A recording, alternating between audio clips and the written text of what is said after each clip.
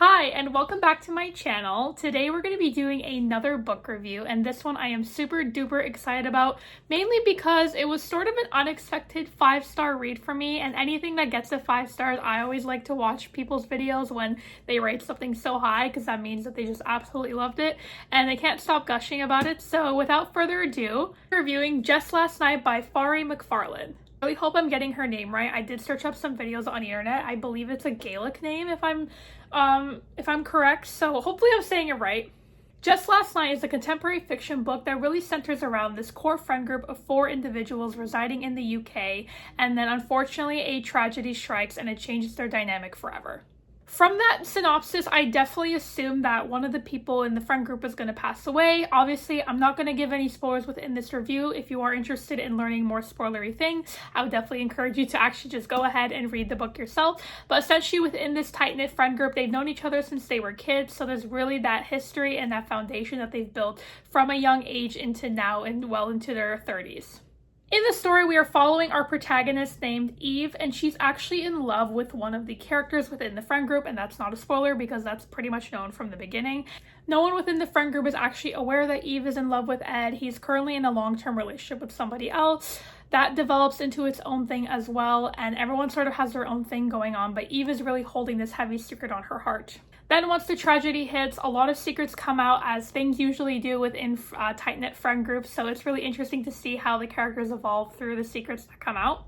I will say I absolutely adored and devoured this book. So just for context, I picked this book up maybe like 2-3 days ago, and I literally read it within the same day.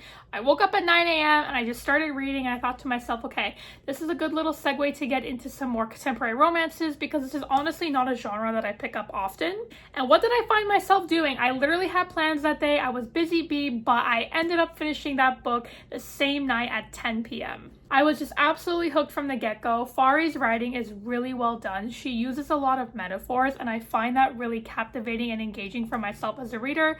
I think especially because I studied English Lit in my undergrad, I always appreciate really good writing as well as good pacing. These are just like little things that I notice. I also want to give credit where credit is due, and I want to thank Haley Pham for recommending this book to me and all of her viewers. I love Haley. I watch a lot of her videos. I've been watching her since before she was in her booktube era, and she can't stop raving about this author. Sort of based on this author's bibliography, I found that Just Last Night was the one most up my alley because it didn't seem too heavy on the romance. That seemed to be more of a subplot and focus on the grief aspect. I can definitely say that part is true. So if you are looking for your typical contemporary romance, like a Colleen Hoover book or maybe like an Emily Henry book, to be honest, I haven't read either of those authors, so I don't know how heavy they are from personal experiences, but I will say that this book is not super heavy on the romance, which is why I personally enjoyed it. A lot of the critiques that I saw on Goodreads around Just Last Night was actually due to the fact that people felt like it was misrepresented. So just want to clarify that this is definitely a book for you if you're interested more in learning about hardships,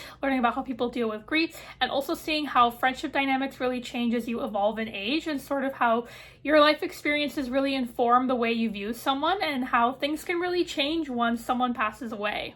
And just to get a sense of the idea of the writing that Mhairi McFarlane has in the book, I'm just going to read out some of my favorite quotes. Also, don't mind me, I'm just reading currently from my laptop. It's easier than bookmarking it in the page because I didn't actually bookmark things, which I should have bookmarked, but because this is a book that I have on loan from the library, I unfortunately could not do that. Seeing someone you know well in a totally different context is always disorienting and vaguely impressive. You realize you have them on loan from the other lives they lead.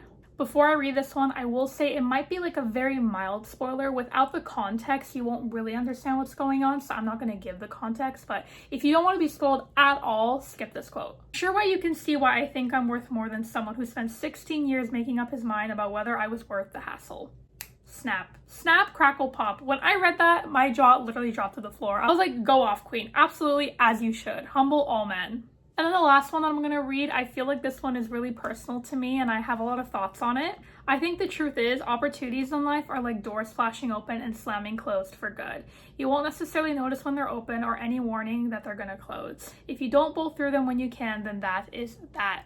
I think that was one of my favorite parts of the book, honestly. Like, Mhairi McFarlane really talks a lot about the timing of things, and that seems to be a really heavy theme within the book, where it's like, if things don't happen at a certain time, then they're not meant to be. There is that really popular quote, I'm sure you've probably seen it on Pinterest or on social media, which is like the idea of like what's meant for you shall not pass. And in the book, I think Eve actually leans in that quote directly. And she's essentially saying that that's not really true. And it's just something that humans say to themselves to comfort themselves. And I thought that was interesting because I would argue that humans use a lot of different things as self-soothing and comfort, like religion, like food, you know, friendships, family, like there's so many things that we rely on to give us comfort. So if it's a silly little quote on the internet, like why not? Whatever it makes us feel better. But I do think there is some truth to both perspectives. I don't want to say that Eve's perspective is wrong per se. I think it's more rooted in reality and a little bit of pessimism. I will say my absolute favorite part of the book was just how easily I got emotionally invested in all of the characters. So you start out with the core four, and then sort of as the story develops, you're also branching off into different side plots, which was really fun to read about and really engaging, which is why I was able to read this bad boy so quickly. Without giving too much away, I would definitely encourage people to pick this book up, regardless of what genre you're typically used to reading. I feel like this is one of those books that I can honestly recommend to anyone, because at the heart of it, it's just a story about grief. It's a story about trauma and how different individuals deal with the same situation, because you have a common group of people who are going through the same experiences, but everyone sort of handles things differently, and it also impacts everyone differently, because the person who's no longer here had a different meaning to you when they were alive versus to, you know, your friend, right? And I think that's one of the key things we're also seeing is just how much that really impacts different people. Another thing that I also really liked about this book, and this is just like a personal quirk of mine, I love the British humor. I personally don't find American humor nearly as funny. And I say that coming from North America, so I'm not British by any means. I have some relatives that live there, but I'm not actually like even ethnically from the UK. I went last year for the first time to London, I went to Bath, I went to different places like Oxford. So it was cool to like hear some of the cities and like towns being brought up. I was like, oh, I've been there. Like I can picture it in my mind because I've actually been there. But I just love the British humor, and I feel like genuinely it's more sophisticated writing as a whole. Not to like completely trash on American authors, because some of my favorite authors are American, like Stephen King. So it has absolutely nothing to do only with the fact about like where you come from, but I feel like the British humor worked really well within the story, and it added a little extra flavor that I feel like I don't often get when I'm reading books.